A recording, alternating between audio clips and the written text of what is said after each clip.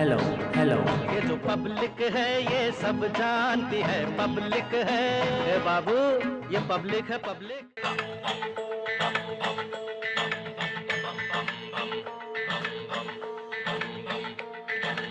भारत में जब भी हम मंदिरों की बात करते हैं तो आज भी ऐसे कई प्राचीन मंदिर मौजूद हैं जिनके अब इतिहास को आज भी खंगाला जा रहा है।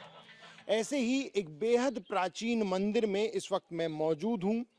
गोरखपुर से 21 किलोमीटर की मात्र दूरी पर यह मंदिर है भगवान नीलकंठ का। और खास बात यह है कि जब महमूद गजनबी ने देश में आक्रमण किया था और कई मंदिरों को ध्वस्त किया था, कोशिश की थी, उसमें ये मंदिर भी शामिल है। लेकिन इसे भगवान शिव का प्रताप कहिए कि महमूद गजनबी जो शिवलिंग यहाँ पर मौजूद है उसे खंडित नहीं कर पाया। और उसने कोशिश काफ़ी की, यहाँ पर मंदिर में और जो मूर्तियां मौजूद थी उन्हें खंडित किया गया, लेकिन इस शिवलिंग को खंडित नहीं कर पाया। और क्या यहाँ का इतिहास है, इस शिवलिंग का क्या इतिहास है, इस पर ज़्यादा बातचीत के लिए हमारे साथ मौजूद हैं यहाँ के दीपक राम त्रिपाठी जी, पुजारी जी। दीपक जी, क्या जो इतिहास है जो आपने अभी बता रहे थे उसके बारे में थोड़ा बताएं। सर्वप्रथम तो इनकी बात करने से पहले हम इनकी स्तुति करेंगे। नमोस्तु नीलग्रीवाय सहस्राक्षाय मीढुसे अथोजे यस्य सत्वानो हंतेभ्यो अकरं नमः। ये भगवान नीलकंठ का दरबार है। मोहम्मद गजनबी ने और उनके सिपाह सलारों ने आक्रमण करके इनको ध्वस्त करने का भरपूर प्रयास किया और जितनी शक्ति थी उन्होंने लगाया और हार करके उन्होंने मूर्ति पर लिख दिया कि ये साक्षात ईश्वर है। ये अरबी भाषा में लिखा हुआ है, वो अरबी शब्द हम लोग नहीं पढ़ पाते हैं, लेकिन वो हमने पढ़वाया था तो हमको मालूम है कि उसमें लिखा हुआ है कि साक्षात ईश्वर है ये। और इस मंदिर के विषय में, चूँकि मंदिर श्रीयंत्र के आकार में स्थित चौकोर जो श्रीयंत्र बना हुआ है श्री चक्र, उसी पर भगवान शिव स्थापित हैं। तो ये श्री चक्र की स्थापना में शंकराचार्य के समय में लगभग श्री चक्रों की स्थापना हुई और श्री चक्र के ऊपर भगवान ये शिव का जो शिवलिंग है स्थापित है और इनकी पूजा करने से सारी इच्छाएं पूर्ण होती हैं। और जो इनका इतिहास है, अभी ज़्यादा नहीं 40-45 वर्ष पहले हमारे यहाँ के राजवंश में, जैसे उनवल स्टेट के जो लोग थे, उन लोगों ने इस स्थान की खुदाई करवाई थी। तो खुदाई करवाने पर यहाँ नर कंकाल मिले थे और लगभग लोग बताते हैं कि 7 हाथ 8 हाथ का वो नर कंकाल था, बहुत लंबा चौड़ा था। और यहाँ पे उसका इतिहास लोग उससे टटोले कि ये जरूर यहाँ पे हिंदू और मुस्लिमों में युद्ध हुआ और युद्ध के अनंतर ज़्यादा से ज़्यादा मुस्लिमों की यहाँ पे सभी लोगों ने विरोध करके उनकी हत्या की और उनको इसी में ये दफन कर दिया। महमूद गजनबी के सैनिकों के साथ जो आप जानकारी दे रहे हैं उसका मतलब ये है कि यहाँ पर जो इस गांव के लोग हैं उन्होंने उनके साथ युद्ध किया होगा इस मंदिर को बचाने के लिए। जी, इस मंदिर को बचाने के लिए सभी हिंदुओं ने, जितने भी हिंदू लोग थे, सभी लोगों ने डटकर मुकाबला किया और यहाँ पे वो काफ़ी मात्रा में यहाँ पे मिले। मतलब हमारे पिताजी या पूर्वज लोग बताते हैं कि यहाँ पे जब नरकंकाल मिला और उस यहाँ पे जीर्णोद्धार का हत्या भी, वहाँ पे जो नरकंकाल मिला उसमें 8 हाथ का लंबा बड़ा सिर उनका था। तो उसको देख करके बड़ी भयानक स्थिति जो यहाँ के राजा साहब से देखा तो उनको भय के मारे उन्होंने निर्माण कार्य छोड़ दिया और केवल चारों तरफ से उन्होंने दीवार खड़ा करवा के और उसके बाद काम को बंद करवा दिया। शिवलिंग की अगर हम बात करें तो किस तरीके से, अगर हम ये बताएं कि आखिर कितना पुराना ये शिवलिंग है, क्या इस बारे में कुछ अब तक पता चल सका है? पुरातत्व विभाग के लोगों के द्वारा 8000 वर्ष की लगभग उनका एक रिपोर्ट आया था कि उसमें बताया, हमारे यहाँ एक यज्ञ का कार्यक्रम हो रहा था तो उसी में हमारे यहाँ के कुछ संभ्रांत लोगों को जो बड़े अच्छे पदों पर बैठे हुए हैं तो उन्होंने बताया कि 8000 वर्ष का सर्वेक्षण यहाँ पर अभी तक प्राप्त हुआ है कि 8000 वर्ष के लगभग इस शिवलिंग का पुरातत्व विभाग वालों ने रिपोर्ट दिया है। 8,000 वर्ष पुराना शिवलिंग है। 8,000 वर्ष पुराना। अच्छा। हाँ। और खास बात ये है इस शिवलिंग की, और मैं चाहूंगा कि कैमरा पर्सन इसे दिखाएं भी, कि एक शिवलिंग जिस पे स्थापित है वो एक यज्ञ जैसे हम करते हैं उस यज्ञ की तरह नीचे बनाया गया और उसके ऊपर फिर शिवलिंग को स्थापित किया गया है। ये भी मैं पहली बार देख रहा हूं ऐसा। यह यज्ञ स्वरूप हमारे यहाँ कहा गया है कि भगवान का जब पहले हमारे यहाँ मूर्ति पूजा नहीं होती थी। ये तो बिल्कुल सत्य है कि जब हमारे यहाँ के जो ऋषि महर्षि होते थे तो भगवान यज्ञ तो दक्ष प्रजापति जी कराए थे, तो वो भी विध्वंस हो गया था। तो भगवान यज्ञ स्वरूप हैं। भगवान शिव का जो स्वरूप बताया गया कि ये यज्ञ स्वरूप है, तो यज्ञ स्वरूप का जो नीचे का जो आपको इनका भाग दिखाई दे रहा है तो यज्ञ स्वरूप में, और यज्ञ में जैसे जो ऊपर आपका शिवलिंग है, नीचे यज्ञ की पूरी आकृति है, और एक रूप वो श्री चक्र का भी लेकर के है। तो एक कथा भी मिलती है कि माता लक्ष्मी ने अपने शरीर के सारे अंगों को आहुति दिया था, अपने सारे अंग का आहुति उन्होंने दिया था, तो जो बिल्व वृक्ष के रूप में उनका जो स्थान माना गया। तो दोनों का यहाँ पर बहुत निवास है, मतलब भगवान का बड़ी कृपा है। और सबसे बड़ी चीज़ कि आप यह जान लीजिए कि सबसे बड़ी विशेषता कि जो यहाँ पर जुड़ा उसको कभी धन की कमी नहीं हुई, धन की कमी नहीं हुई। उसकी आयु, आरोग्यता और धन, अगर किसी को लक्ष्मी की प्राप्ति करना है तो यहाँ पर आकर के उनकी आराधना करे, इनकी आराधना करे, और फिर अपने जीवन में वो परिवर्तन देखे। सवाल जो मैंने पूछा कि खास तौर पे जब महमूद गजनवी ने यहाँ हमला किया था तो इस शिवलिंग को भी तोड़ने की कोशिश की गई लेकिन उससे टूटा नहीं। ये भी बातें सामने आती हैं कि हाथी तक यहाँ पर बुलाए गए। ने बताया है, पूर्वजों का कथन है कि हाथी से बांध करके और इनको निकालने का प्रयास किया गया।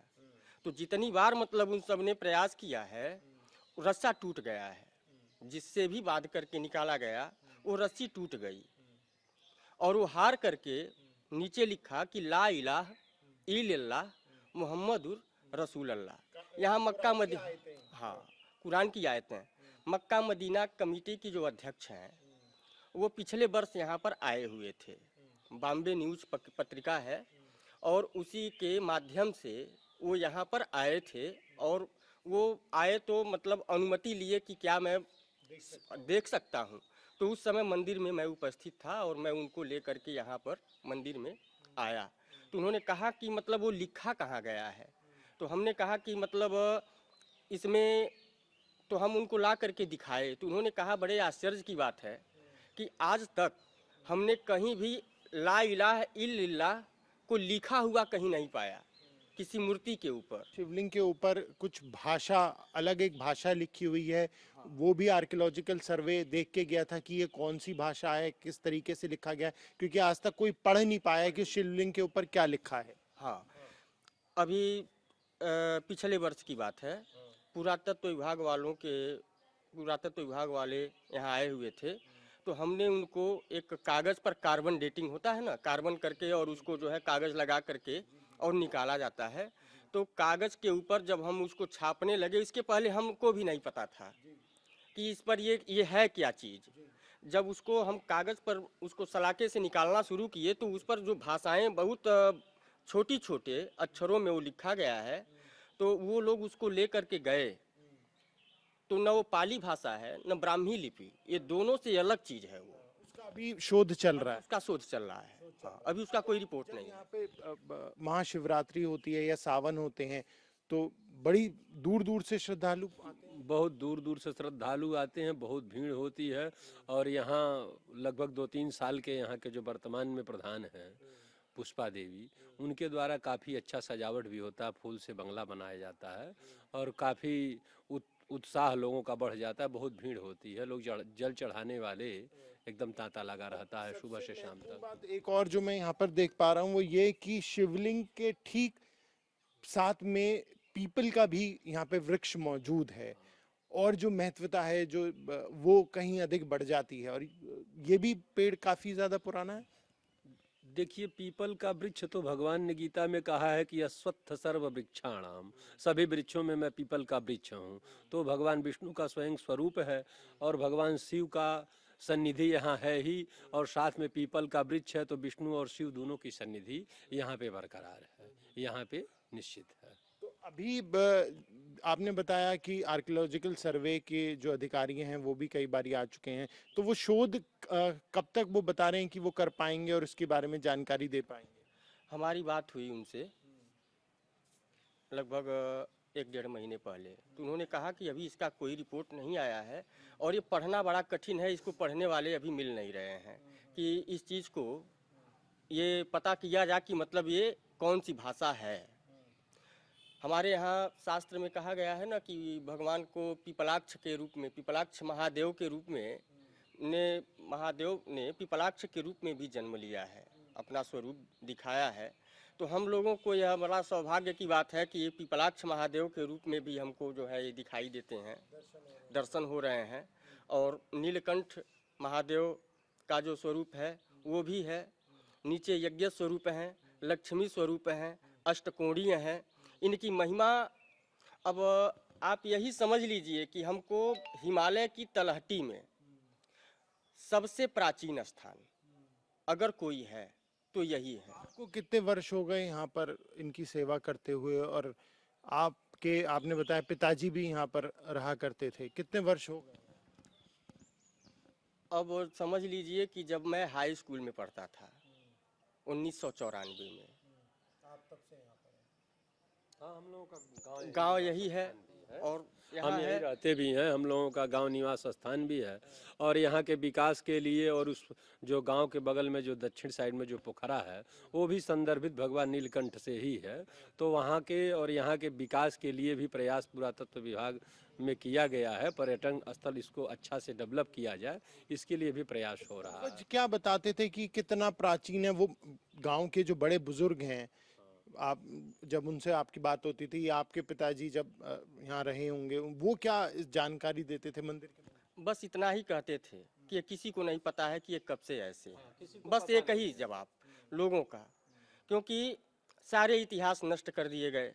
सामने यहाँ पर कुषाण काल के इतने बड़े बड़े ईंटें दिखाई देते हैं। अभी मैं आपको एक दिखाऊंगा भी कि जो उस कुषाण वंश के समकालीन जो है ईंटें यहाँ पर मिले। जो पोखरा है उसमें से लगभग समझिए कि इसमें से 5 शिवलिंग निकले हैं, जिसमें से एक वहाँ है, एक वीर बहादुर सिंह मुख्यमंत्री थे उस समय, वो ले जा करके भरोहिया में बैठाए, और 2 जो हैं उनवल में राजा ने अपने स्टेट में ले जा करके उनका स्थापना किया है। 5 शिवलिंग उसमें से निकले हैं। निश्चित तौर पर बेहद प्राचीन और अभी तक जो इतिहास है इस शिवलिंग को लेकर वो खंगाला जा रहा है। खास बात ये कि महमूद गजनबी ने जब आक्रमण किया था तो वो इस मंदिर पर भी किया गया। मंदिर को नष्ट करने की कोशिश की गई, शिवलिंग को नष्ट करने की कोशिश की गई, लेकिन वो सफल नहीं हो सका। जब कभी भी आप गोरखपुर आएं तो वहां से मात्र 21 किलोमीटर दूर खजनी कस्बा, और इस कस्बे में सरैया तिवारी गांव में ये नीलकंठ मंदिर मौजूद है। कैमरा पर्सन मनोज कुमार के साथ प्रणय शर्मा, इंडिया टीवी।